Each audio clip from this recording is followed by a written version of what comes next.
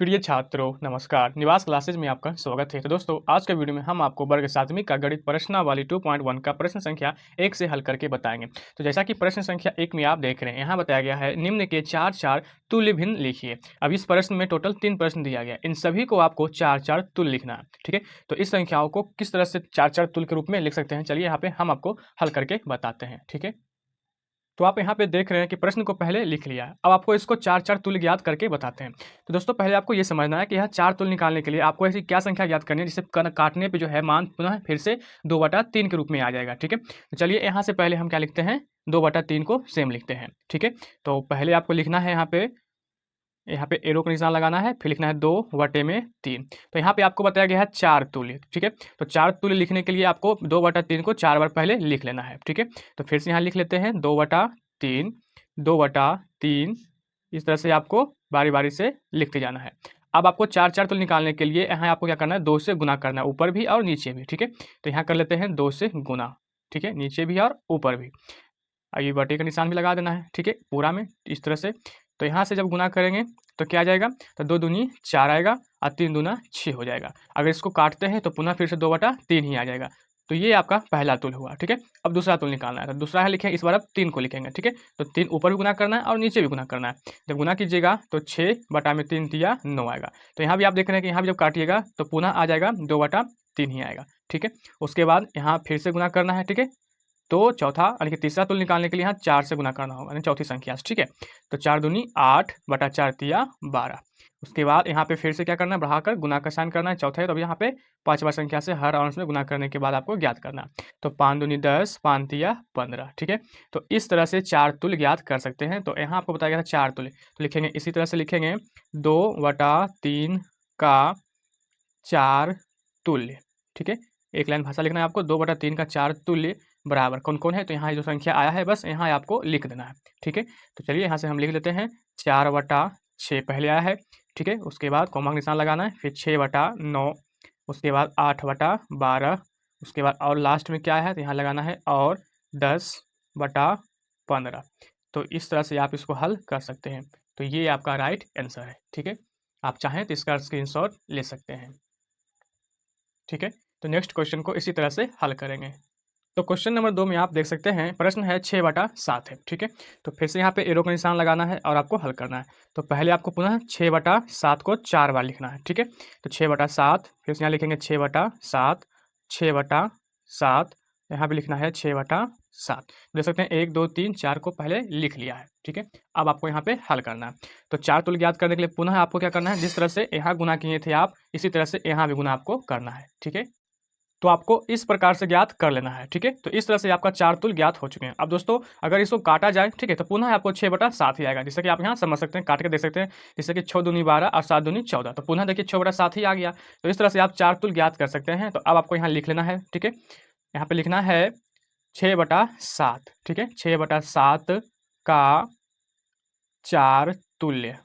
ठीक है, इस तरह से आप लिखना है 6/7 का चार तुल्य, ब्रैकेट में आपको देना है जो मान यहाँ पे आप प्राप्त किए हैं। ठीक है, तो पहले क्या आ गया है, 12/14 आया था, तो यहाँ लिखना है आपको 12/14, कोमा 18/21। ठीक है, उसके बाद क्या है 24/28, तो यहाँ लिखना है 24/28 और ठीक है, लास्ट का कितना है 30/35 है। तो बस यहाँ आपको लिख लेना है 30/35। तो ये आपका राइट आंसर है। तो इस तरह से इस क्वेश्चन को भी आप हल कर सकते थे। ठीक है, आप चाहें तो इसका भी स्क्रीनशॉट ले सकते हैं। तो दोस्तों इसी तरह से प्रश्न संख्या 3 को हल करेंगे। ठीक है, तो प्रश्न संख्या 3 को आप यहाँ देख सकते हैं। यहाँ भी अब आपको बारी बारी से पहले लिखना है। ठीक है, तो 3/17 को पहले हम 4 बारी प्राप्त कर लेते हैं, यानी कि लिख लेते हैं। ठीक है, तो 3/17 बारी बारी से आपको यहाँ लिख लेना है। ठीक है, इस प्रकार से 4 बार लिख लेना है। अब आपको क्या करना है, इन सभी में बारी बारी से सब में चार तुल्य के लिए गुना करना है, 2 3 4 और 5 से। ठीक है, तो यहाँ पे आपको बस क्या कर लेना है, गुना सब में कर लेना है, 2 से 2 से, फिर यहाँ गुना का साइन लगाना है। ठीक है, नीचे और ऊपर दोनों, तो 3 से 3 से। ठीक है, उसके बाद गुना का साइन 4 से 4 से, फिर गुना का साइन लगाना है। ठीक है, 5 से 5 से। इसके बाद बराबर का निशान सभी में बारी बारी से लगा देना है। तो 3 दूना कितना हो जाएगा, 6/17 दूनी कितना हो जाएगा 34। ठीक है, उसके बाद यहाँ करना है 3 तिया 9/17 तिया 51, फिर होगा यहाँ पे 4 तिया 12, 17 चौक 68, ठीक है। उसके बाद 5 तिया 15 और 17 पचे 85, ठीक है। तो यहाँ बस आपको 85 लिख देना है। अब यहाँ से आंसर लिखना है, ठीक है। तो लिखेंगे इसीलिए 3/17, ठीक है। 3/17 का 4 तुल्य, ठीक है। ब्रैकेट में जो मान आया है बस यहाँ आपको लिख देना है, ठीक है। तो पहले लिखेंगे 6/34 आया है तो लिखेंगे 34, फिर 9/51, फिर 12/68 और लास्ट का मान आया है 15/85। तो इस तरह से इस क्वेश्चन को आप हल कर सकते हैं। मैं उम्मीद करता हूं कि प्रश्नावली 2.1 का प्रश्न संख्या 1 का सॉल्यूशन आप अच्छी प्रकार से हल करना सीख चुके हैं। तो आप चाहें तो इसका भी स्क्रीनशॉट ले सकते हैं, ठीक है। इसी तरह से प्रश्न संख्या 2 को हल करेंगे। तो प्रश्न संख्या 2 में आप देख सकते हैं, जैसा कि प्रश्न संख्या 2 में आप देख रहे हैं, नीचे दिए गए भिन्न संख्या के जोड़ों की तुलना कीजिए, ठीक है, और बताइए कि दोनों में से कौन सी भिन्न संख्या छोटी है। इस प्रश्न में टोटल 4 प्रश्न दिया गया। तो प्रश्न 1 में और 2 में, 3 में, 4 में, ये सभी में आपको भिन्न संख्या जो छोटी के रूप में ज्ञात करना है। मतलब इसको और इसको में क्या करना है, दोनों में तुलना करना है, और तुलना करने के बाद ये ज्ञात करना है कि दोनों में छोटा संख्या कौन है, ठीक है। तो चलिए यहाँ पे हम आपको बताते हैं इस क्वेश्चन को कैसे हल करना है, ठीक है। तो प्रश्न के अकॉर्डिंग यहाँ पे प्रश्न संख्या 2 को 1 और 2 लिख लिया। अब आपको तुलना करके बताते हैं कि यहाँ पे छोटी संख्या कौन है, ये है या ये है, ठीक है। तो इसको ज्ञात करने के लिए बहुत सारी विधि हैं, ठीक है। आप कोई भी विधि या किसी भी विधि को अपनाकर हल कर सकते हैं। तो सबसे पहले आपको क्या करना है कि इन क्वेश्चन को क्रॉस गुना करना है, ठीक है। तो 3 तिया 9 हो जाएगा। तो चलिए यहाँ पे लिखेंगे 9, ठीक है। उसके बाद इसको गुना करना है तो 5 चौक 20 हो जाएगा, ठीक है। तो आप देख रहे हैं कि इन मान में जो संख्या क्या छोटी 9 हो रहा है, ठीक है, और बड़ी संख्या 20 हो रहा है। तो यहाँ आप समझ सकते हैं कि छोटी संख्या कौन हो रहा है, ठीक है। बस उसी संख्या को आपको लिखना है। तो यहाँ पे आया 3/5 जो है क्या है, छोटी संख्या है, और 4/3 संख्या क्या है, बड़ी संख्या है, ठीक है। इसको आप इस तरह से बना सकते थे, ठीक है। तो सेकेंड विधि से भी आप यहाँ समझ सकते हैं। यहाँ पे आपको लिखना है पहले सेकेंड विधि, ठीक है। उसके बाद 3/5 और 4/3 को बारी बारी से आपको क्या करना है, पहले भागा देना है। तो 3/5 है तो यहाँ लिखेंगे हम 3/5, ठीक है। अब यहाँ से आपको 5 में भागा देना है 3 से, तो साइड में यहाँ भागा कर लेते हैं, ठीक है। इस तरह से आपको भागा देना है 5 से। तो 5 से भागा नहीं लगेगा तो पहले 0 लगाएंगे, उसके बाद दशमलव, तो यहाँ 0 हो जाएगा। तो 5 छक 30 हो जाएगा, ठीक है। इस तरह से यहाँ काट सकते हैं। तो कितना आंसर आ गया, 0.6। तो इसको लिखेंगे 0.6। उसके बाद 4/3 है तो यहाँ लिखेंगे क्या, 4/3। अब यहाँ से भी भागा देना है तो पहले 3 को लिखना है इस तरह से, उसके बाद एक बेरी में लगाएंगे तो कितना आएगा, 1 आएगा, यानी कि 3 आएगा, शेष बचेगा 1। दशमलव लगाने पे ये हो जाएगा 0। तो 3 तिया 9 होगा, ठीक है। फिर से यहाँ एक शेष बच जाएगा, दशमलव यहाँ लगा हुआ इसलिए हम यहाँ पे 0 ले सकते हैं। तो 3 तिया 9 फिर से आ जाएगा, और इसी तरह से मान बढ़ते जाएगा, ठीक है। तो समझ सकते हैं कि इसका जो आंसर आया है वो 1.33 है। तो आप यहाँ भी देख सकते हैं कि छोटा मान जो प्राप्त हुआ है 0.6 3/5 में ही है, और बड़ा मान प्राप्त हुआ 1.33 जो 4/3 में है। इसीलिए इसको आप यहाँ आंसर लिख सकते हैं या 3/5, ठीक है। छोटा होगा किससे, 4/3 से। तो इस तरह से भी आप यहाँ ज्ञात कर सकते हैं इस क्वेश्चन का आंसर। या तो आप इसको ऐसे बना सकते हैं या इसको ऐसे बना सकते हैं, ठीक है। जो विधि आपको बनाना है आप बना सकते हैं, दोनों का आंसर उचित ही होगा, ठीक है। तो यहाँ भी आपको इसी तरह से ज्ञात करना है। चलिए यहाँ पे हम आपको ज्ञात करते हैं बस सिंपल इस विधि से। तो 6 छक 36 होगा, ठीक है। इसलिए आपको यहाँ लिखना है 36 और 7 सत्ते 49, ठीक है, इस तरह से। तो इस तरह से लिखेंगे यहाँ पे इसका आंसर 6/7 छोटा होगा किससे, 7/6 से। तो ये आपका राइट आंसर है। इसी तरह से नेक्स्ट क्वेश्चन को हल करेंगे। तो प्रश्न को पहले यहाँ लिख लेते हैं, ठीक है। तो प्रश्न 3 और 4 को भी लिख लिया। अब यहाँ से आपको हल करना है, तो क्रॉस गुना करके आपको लिखना है, ठीक है। तो एक है चौक 84, ठीक है। तो यहाँ लिखेंगे 84 और 18 5 90, ठीक है। तो यहाँ प्राप्त आपका देख सकते हैं कि यहाँ पे बड़ा मान 90 हो गया, इसलिए आपको इस तरह का साइन लगाना है, इसलिए इसका आंसर लिखेंगे। या यहाँ से आपको लिखना है 21/5, ठीक है, और 18/4। तो 21/5 छोटा मान प्राप्त किया है, 18/4 बड़ा मान प्राप्त किया है, इसलिए 21/5 छोटा होगा किससे, 18/4 से। तो ये आपका राइट आंसर है। इस तरह से आप हल कर सकते हैं। प्रश्न 4 में आप देख सकते हैं, तो यहाँ भी आपको इसी तरह से गुना करना है, ठीक है। तो 20 आते कितना होगा, 140, ठीक है। और 15 नमा 35 से मतलब 135, ठीक है। तो आपको यहाँ लिखना है इस तरह से। तो आप यहाँ देख सकते हैं कि 7/15 और 9/20 का मान प्राप्त हो चुका है। तो देख सकते हैं कि यहाँ की छोटा मान 9/20 प्राप्त हुआ है, इसलिए आपको साइन इस तरह से लगाना है। तो यहाँ लिखना है या, ठीक है, 7/15 बड़ा है किससे, 9/20 से, ठीक है। तो इसका आंसर इस तरह से ज्ञात कर सकते हैं। मैं आशा करता हूँ कि प्रश्न संख्या 2 भी आप अच्छी प्रकार से समझ गए। आप चाहें तो इसका भी स्क्रीनशॉट ले सकते हैं, ठीक है, यहाँ से प्राप्त कर सकते हैं, ठीक है। तो इसी तरह से प्रश्न संख्या 3 को हल करेंगे। तो नेक्स्ट प्रश्न संख्या 3 में है हल कीजिए, ठीक है। तो चलिए इस क्वेश्चन को हल करके आपको बताते हैं कि इसको कैसे हल करना है, ठीक है। तो प्रश्न के अकॉर्डिंग प्रश्न संख्या 3 का 1, 2, 3 को अच्छी प्रकार से लिख लिया है, ठीक है। अब चलिए यहाँ पे हल आपको करके बताते हैं। तो सबसे पहले 2/5 प्लस 0, ठीक है। यहाँ पे केवल 0 है, नहीं कुछ तो यहाँ पे हर में 1 मान सकते हैं। अब यहाँ से आपको क्या करना है, 5 और 1 का एलसीएम लेना है, ठीक है। जब एलसीएम प्राप्त कीजिएगा तो इसका एलसीएम 5 आएगा, ठीक है। फिर 5 से क्या करना है, डिवाइड करेंगे तो इसका आंसर 1 आएगा। 1 को गुना 2 में करेंगे तो 2 आएगा। प्लस फिर से यहाँ से 1/5 करेंगे तो इसका आंसर आएगा 5। 5 को गुना करेंगे 0 में तो इसका आंसर 0 आएगा। इसलिए 2 प्लस 0 करेंगे तो आएगा 2 आ जाएगा, ठीक है। बटे में 5 है तो 2/5 आ गया, तो ये इसका राइट आंसर है। तो इस तरह से आप यहाँ पे योग ज्ञात कर सकते थे, ठीक है। तो यहाँ पे प्रश्न 2 और 3 को हल कर लिया है, ठीक है। यहाँ बस आपको केवल समझना है। तो प्रश्न था 4 + 7/8 है, तो यहाँ मान सिर्फ सिंगल था, यानी कि संख्या में था, इसलिए बट्टे में नहीं कुछ तो 1 मान सकते हैं। अब यहाँ से आपको 1 और 8 का एलसीएम निकाले हैं, तो 1 से भागा जब 8 में कीजिएगा तो 8 आएगा, तो 8 को गुना 4 में करना है तो 32 आएगा। प्लस फिर से 8 से भागा 8 कीजिएगा तो 1 आएगा, 1 को गुना 7 में कीजिएगा तो 7 आ जाएगा, ठीक है।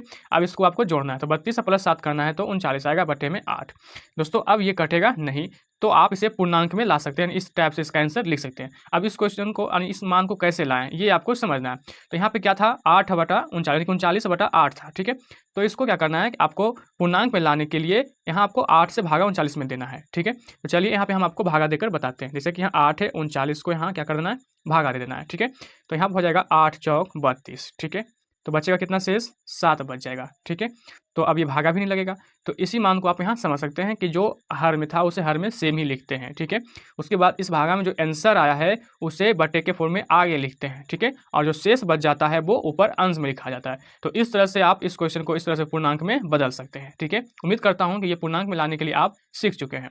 तो इसी तरह से 3 को भी समझना है। तो यहाँ देख सकते हैं 2 और 7 कैल्शियम निकालेंगे तो नहीं निकलेगा, तो आपको क्या करना है कि इस तरह से आपको सिचुएशन जब आएगा तो आपको गुना करना है, यानी कि 7 दूनी 14 हो जाएगा, ठीक है। उसके बाद 2 से भागा 14 में कीजिएगा तो 7 आएगा, 7 या 21 हो जाएगा गुना करने पर, ठीक है। प्लस का मान है तो उसके बाद 7/14 फिर से तो आपको 2 प्राप्त होगा, ठीक है। 2 को गुना 2 में कीजिएगा 2 दूनी 4 होगा। अब यहाँ जोड़ना है इसको तो 25/14 आ जाएगा। और यहाँ पे भी आप पूर्णांक देख सकते हैं कि पूर्णांक ज्ञात कर लिए।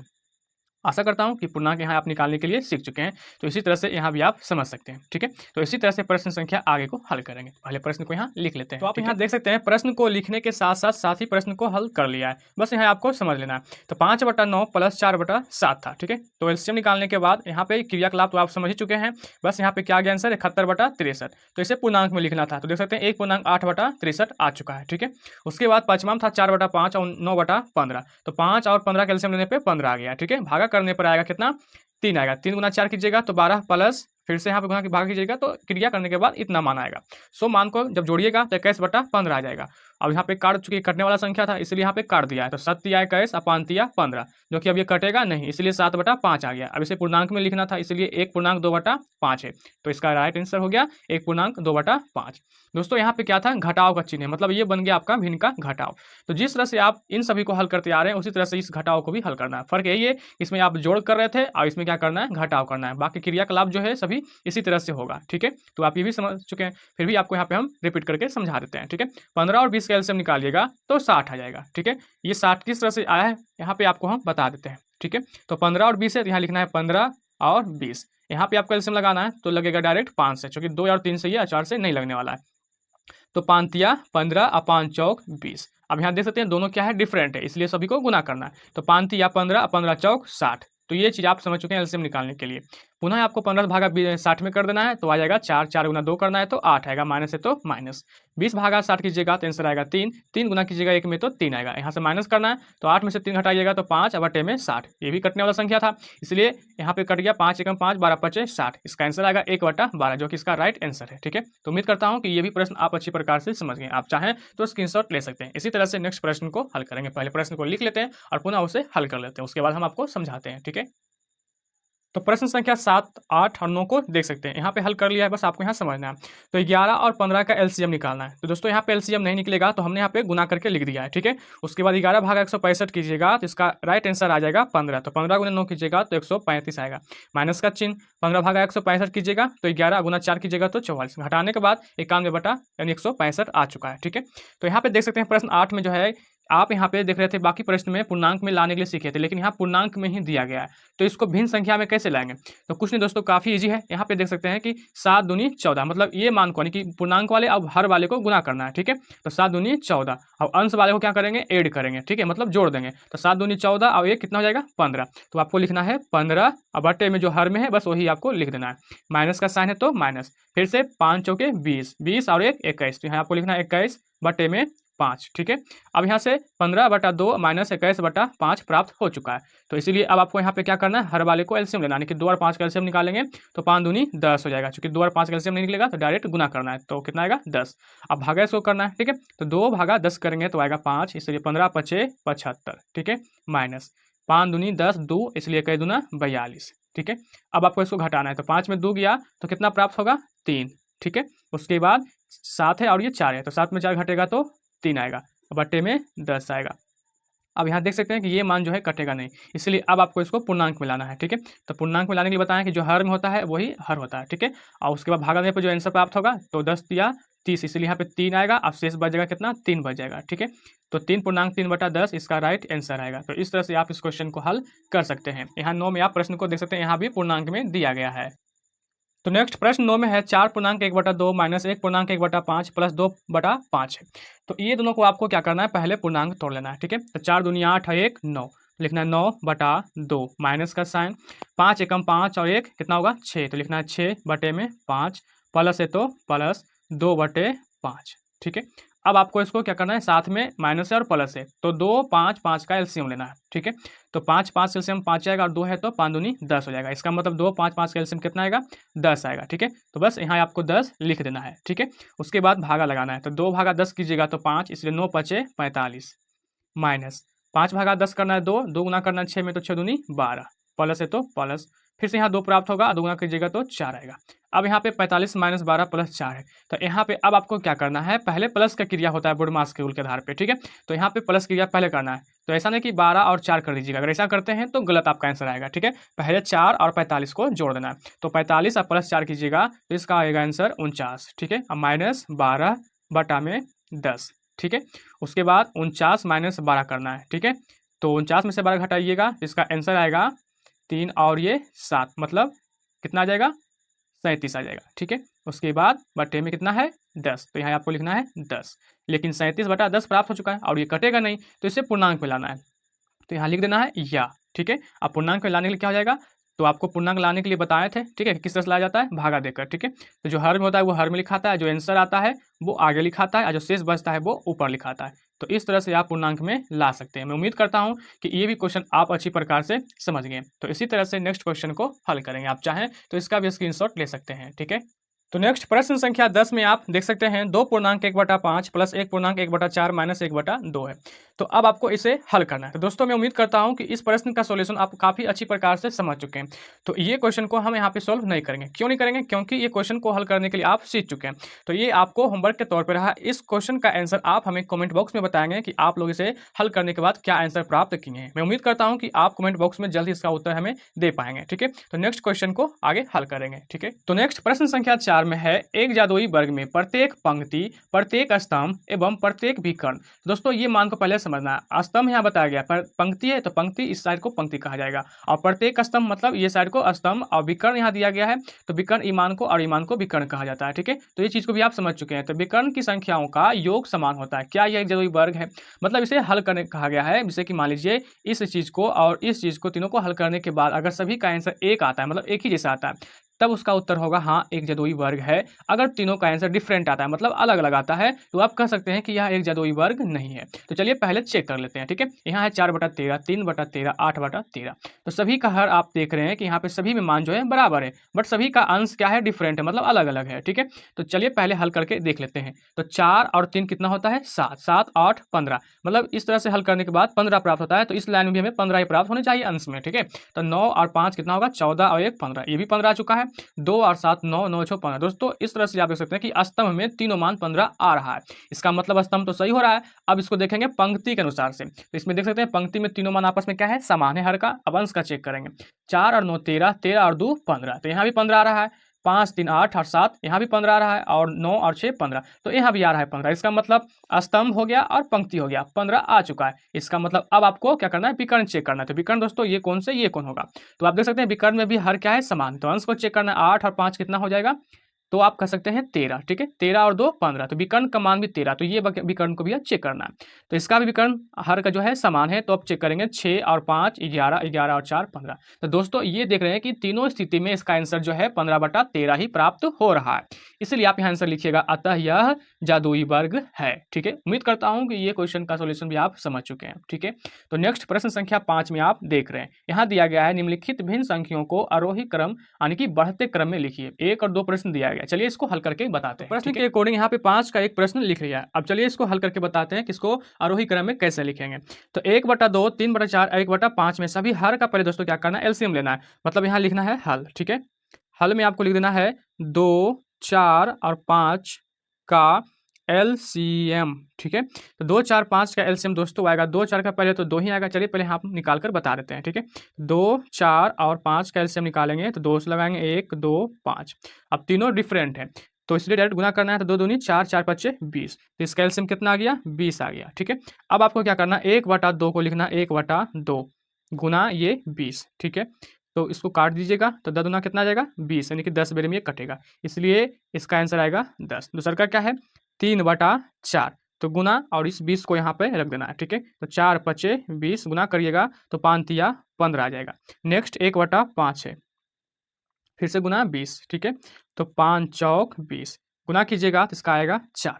तो आपको बताया गया है क्या प्रश्न में कि आरोही क्रम में लिखना है। तो दोस्तों आरोही क्रम का रूल होता है कि जो सबसे छोटा होता है उसको पहले। ठीक है, तो ये तीनों में जो छोटा देख रहे हैं क्या है, 4 है। 4 आया है 1/5 का, इसलिए पहले लिखाएगा। ठीक है, 1/5। ठीक है, कोमा, उसके बाद नेक्स्ट क्या है 10, 10 1/2 का, इसलिए लिखाएगा पहले 1/2। ठीक है, कोमा, और लास्ट में 15 जो कि आया है 3/4 का, इसलिए 3/4। तो ये आपका राइट आंसर है। तो दोस्तों इस प्रकार से आप इसे हल कर सकते थे, ये आपका राइट आंसर है। ठीक है, तो नेक्स्ट प्रश्न को यहाँ पहले लिख लेते हैं। ठीक है, तो प्रश्न 2 में देख सकते हैं 3/7 2/5 और 3/5 है। तो यहाँ भी आपको जिस तरह से आप प्रश्न 1 में हल किए हैं, पहले एलसीएम निकालें, उसी तरह से पहले आप यहाँ भी कर सकते हैं। यहाँ लिखेंगे हल। ठीक है, उसके बाद 7 5 5 का एलसीएम बराबर। ठीक है, तो चलिए यहाँ पे हम आपको बताते हैं एलसीएम इसका कितना हो जाएगा। 7 5 5 का एलसीएम जब निकालिएगा तो 5 लगाएंगे, 7 नहीं लगेगा इसलिए लिखा जाएगा। ठीक है, अब तीनों डिफरेंट हो चुका है, इसलिए 7 5 35, तो यहाँ आपको लिख लेना है 35। ठीक है, अब आपको इसको बारी बारी से हल करना है। 3/7 को पहले लिखना है। ठीक है, गुना 35 इसका एलसीएम आया, इसलिए 35 से क्या कर देंगे, गुना कर देंगे। तो 7 5 35, तो 3 गुना 5 कीजिएगा तो 5 तिया 15 आएगा। नेक्स्ट 2/5 गुना 35। ठीक है, काटिएगा तो 5 7 35, 7 दूनी 14। नेक्स्ट 3/5 गुना 35। ठीक है, जब यहाँ से भी काटिएगा तो 7 आएगा, इसलिए 7 तिया 21 आएगा। तो आप यहाँ देख सकते हैं सभी का हल प्राप्त हो चुका है। अब आपको इसे आरोही क्रम में लिखना है। ठीक है, तो आरोही क्रम का रूल है कि जो सबसे छोटा होता है उसे पहले और जो बड़ा होता है उसको बाद में। तो पहले छोटा 14, फिर 15, फिर 21, इसलिए अब आपको यहाँ लिख लेना है। ठीक है, 14 जो मान है 2/5 का है। ठीक है, तो यहाँ लिखना है 2/5। ठीक है, कोमा, उसके बाद 15 3/7 का, तो 3/7। उसके बाद लास्ट 21 जो है 3/5 का है, इसे लिखना है आपको 3/5। ये आपका राइट आंसर है। दोस्तों मैं उम्मीद करता हूं कि ये भी प्रश्न आप अच्छी प्रकार से समझ गए। आप चाहें तो इसका भी स्क्रीनशॉट ले सकते हैं। तो इसी तरह से नेक्स्ट प्रश्न को दोस्तों अगले वीडियो में हम आपको बताएंगे। आज की वीडियो यहीं तक, चूंकि वीडियो काफ़ी बड़ी बन जाती है। ठीक है।